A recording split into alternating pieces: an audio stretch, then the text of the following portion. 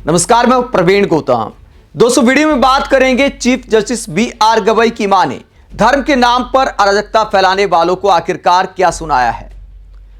जाहिर सी बात है, परिवार में चिंता होगी, क्योंकि जिस तरह की नफरत जस्टिस बी.आर. गवई के खिलाफ सोशल मीडिया पर फैलाई गई, वीडियो बनाए गए, गंदी गंदी गालियां लिखी गई, बोली गई, उसके बाद परिवार में चिंता होना स्वाभाविक है।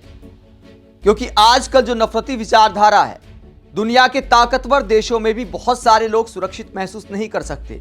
चाहे आप संवैधानिक संस्था के सर्वोच्च पद पर बैठे हैं, कानून व्यवस्था के सर्वोच्च पद पर बैठे हैं, लेकिन जब इतनी नफरत आपके लिए सोशल मीडिया पर दिखाई जाती है, वीडियो बनाए जाते हैं, तो परिवार थोड़ी चिंता में आ जाता है। सुरक्षा को लेकर थोड़ा खतरा होता है।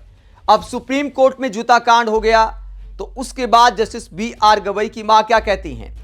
Justice B R. गवई की मां कमलताई गवई ने बयान दिया जूते वाली घटना को लेकर और कहा, बी.आर. गवई पर जो जूता फेंका गया है, मैं उसकी निंदा करती हूं।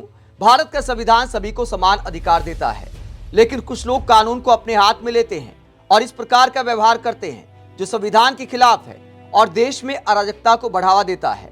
देश में किसी को भी ऐसा करने का अधिकार नहीं है। मैं सभी से अनुरोध करती हूं कि आपके जो भी सवाल हैं या जो भी कहना चाहते हैं, कृपया शांति से बात करें। तो संवाद की बात कर रही हैं कमलताई गवई, और गवई परिवार संवाद में यकीन भी रखता है। यहां तक कि आरएसएस के कार्यक्रम में भी जाने का मन बना लिया था कमलताई गवई ने, लेकिन बहुत सवाल उठे। कई लोगों ने सवाल उठाया कि सुप्रीम कोर्ट के चीफ जस्टिस की मां आखिरकार आरएसएस के कार्यक्रम में कैसे जा सकती हैं, जबकि उनके पति ताउम्र अंबेडकरवाद की विचारधारा पर चलते रहे। जब विवाद खड़ा हुआ तो कमलताई गवई ने आरएसएस के निमंत्रण को ठुकरा दिया और उसके बाद बताया भी कि वो जाने को आखिरकार क्यों तैयार थी। उन्होंने कहा कि मेरे पति और मेरी विचारधारा है कि विरोधी के मंच पर जाकर भी अपनी बात रखनी है। जो बात भारत का संविधान कहता है, जो सीख डॉक्टर भीमराव अंबेडकर ने दी है, उस विचारधारा को विरोधी विचारधारा के मंच पर जाकर भी बढ़ावा देना है। मैं अगर वहां पर जाती तो यही कहती कि हमें अंबेडकरवाद के रास्ते पर चलना है, संविधान के रास्ते पर चलना है, धार्मिक भाईचारे के रास्ते पर चलना है। इसीलिए मेरा जाने का मन था, लेकिन विवाद चूंकि खड़ा हो गया है तो मैं वहां पर नहीं जाऊंगी। उन्होंने ये भी कहा कि मेरे पति भी कई बार विरोधी विचारधारा के मंच पर गए हैं। कमलताई गवई के ऐसे बयान इस बात को दिखाते कि गवई परिवार संवाद में यकीन रखता है और लोकतंत्र में संवाद ही सर्वोपरि होता है। वहीं चीफ जस्टिस बी.आर. गवई की बहन इस पूरी घटना को लेकर क्या कहती हैं। उन्होंने कहा कि भारत के चीफ जस्टिस पर जो हमला हुआ है वो किसी एक निजी व्यक्ति पर नहीं है, ये भारत के संविधान पर हमला है। संविधान को बचाना हम सबकी सबसे बड़ी प्राथमिकता होनी चाहिए। कीर्ति गवई ने यह बयान दिया है, तो जस्टिस बी.आर. गवई का परिवार कहता है कि यह संविधान पर हमला है और हमें संविधान की रक्षा करनी होगी। दोस्तों, संविधान की रक्षा करनी है, लोकतंत्र की रक्षा करनी है, भाईचारे की रक्षा करनी है, तो सबसे पहले नफरत पर लगाम कसने की आवश्यकता है। देश को यह मंथन करना होगा, सोचना होगा कि धर्म के नाम पर बात बात पर भावनाएं आहत होना क्या सही है।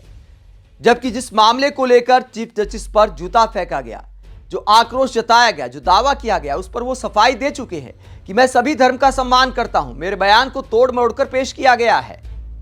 मैंने भगवान का अपमान नहीं किया था, किसी का मजाक नहीं उड़ाया था। मैंने कहा था कि एएसआई का मामला है तो इसमें हम याचिका खारिज करते हैं, इसमें हम कुछ कर नहीं सकते। आप भगवान के भक्त हैं, प्रार्थना करते रहिए। तो ये उन्होंने बोला था, ये नहीं कहा था कि भगवान ही समस्या का समाधान निकालेंगे। तो उन्होंने कहा कि मेरे बयान को तोड़ मरोड़कर पेश किया गया है। दूसरी बात यह कि अगर आपको उनकी बात गलत भी लगती है तो संवैधानिक तरीके से आप सोशल मीडिया पर लिख सकते हैं, बोल सकते हैं, उनसे सवाल कर सकते हैं, और सवालों का असर भी हुआ कि उनकी सफाई सामने आई। लेकिन उसके बाद हिंसा की बात करना, लोगों को उकसाना, सुप्रीम कोर्ट में जाकर जूता फेंकना, यह सब लोकतंत्र के लिए अच्छी खबर नहीं है। यह तो जस्टिस बी.आर. गवई का बड़ा दिल था कि कोई केस नहीं किया, जूता फेंकने की कोशिश करने वाले वकील को भी छोड़ दिया, जो उनकी सहनशीलता को दिखाता है। तो हम सबको थोड़ा सहनशील होने की जरूरत है। भगवान अल्लाह वाहेगुरु हम सब की रक्षा करते हैं, हम उनकी रक्षा करने वाले आखिरकार कौन होते हैं।